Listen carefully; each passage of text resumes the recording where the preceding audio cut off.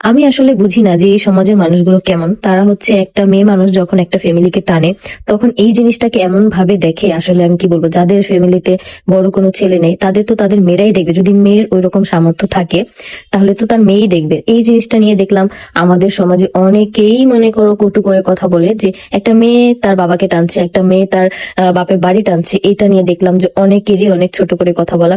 আসলে কি, আমার তো বড় ভাই নাই, আমি বড়। আর আমি যেহেতু এখন আল্লাহর রহমতে আয় রোজগার করি, তো এখন আমার দায়িত্ব আমার ফ্যামিলিকে করার। অনেক আগে থেকেই ইচ্ছা ছিল যে আমি আমার ফ্যামিলিকে ওইরকম ভাবে আর কি সাহায্য করব, কিন্তু ওই সুযোগ বা সামর্থ্য আমার কখনো হয়ে ওঠে নাই। কিন্তু এখন আলহামদুলিল্লাহ আমার আছে, যার জন্য আমি আমার ফ্যামিলিকে অনেক বেশি সাপোর্ট করি। আর সব থেকে বড় কথা হচ্ছে আমার যে মা, আমার মা কিন্তু অনেকটাই অসুস্থ, যেটা আমি ভিডিওতে অনেক কিছুই দেখাই না, অনেক কিছু বলিও না। আসলে কি, এই জিনিসগুলো না আমার কাছে বলতে একদমই ভালো লাগে না। তারপরে তোমাদেরকে একটু বলি যে আমার মা অনেক অসুস্থ। আমাদের বাসায় শুধু আমার মা ছাড়া আমার ছেলেকে দেখার মতো আর কেউই নেই। আমরা দুই বোন কিন্তু ম্যাক্সিমাম টাইমই হচ্ছে কাজ করি। এখন কিন্তু আমি ইদানিং কাজের পরিমাণ অনেকটা কমাই দিছি, যাতে করে আমি আয়েশকে বাসায় সময় দিতে পারি। আগে তোমরা দেখছো আমি অনেক অনেক কাজ করতাম, বাট এখন শুধুমাত্র আয়েশের জন্যই আমি কিন্তু কাজগুলো কমাই দিছি। তো আমার এই টাকা পয়সা, আমার সবকিছু আমার ফ্যামিলি ভোগ করবে না কি অন্য কেউ ভোগ করবে? আসলে আমি বুঝি না যে আমি ইনকাম করে আমার ছেলের জন্য আমি ইনকাম করতেছি, প্লাস আমার ফ্যামিলির জন্য। তো এইটা নিয়ে এত মানুষের এত কেন মাথা ব্যথা, আমি জাস্ট এটাই বুঝতেছি না।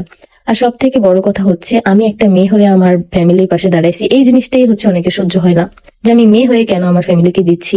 আসলে আমি বলবো যে প্রত্যেকটা সন্তানের উচিত যে যার জায়গা থেকে প্রত্যেকটা বাবা মাকে সাপোর্ট করা, সেটা যেইভাবে হোক। হয়তো আমি আজকে আমার বাবা মাকে বেশি টাকা দিয়ে হেল্প করতেছি, যার সামর্থ্য যতটুকু সেটাই তো করবে, তাই না?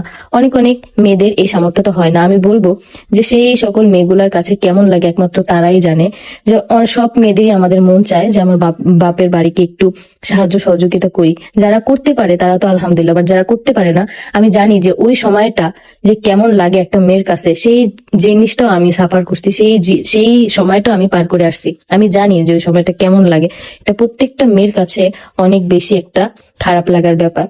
কিন্তু আমি বলবো আল্লাহ প্রত্যেকটা মেয়েকে সেই সামর্থ্য দিক, মানে বাবা মাকে অল্প কিছু করে হলেও যাতে হেল্প করতে পারে। আসলে বয়স হলে বাবা মাদের ওই রকম সামর্থ্য থাকে না, ওই রকম আয় রোজগার করার যে শরীরের শক্তিটা সেইটা থাকে না। তো এই জিনিসটা নিয়ে যারা যারা কটু করে কথা বলে, আমি বলবো তারা ছোট লোক ছাড়া আর কোনো কিছুই না।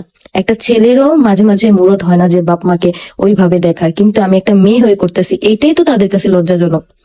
তো যাই হোক, কি আর বলবো, আমার বলার কোনো ভাষা নাই। যে আমি আমার বাপের ঋণ দিছি, আমি আমার ফ্যামিলিকে টানতেছি এই জন্য, মানে কত কিছু যে মানে শোনা লাগতেছে, কত কিছু আমাকে নিয়ে বলা হচ্ছে। যাই হোক, দিন শেষে আমি আলহামদুলিল্লাহ আমার ফ্যামিলি নিয়ে অনেকটাই ভালো আছি। আর তোমরা তো আমার পাশে আছো। তোমরা এত এত মানুষ আমাকে ভালো না বাসলে আমি কখনোই আজকে এই জায়গায় আসতে পারবো না। আমি সারা জীবন তোমাদের কাছে কৃতজ্ঞতা প্রকাশ করি যে তোমাদের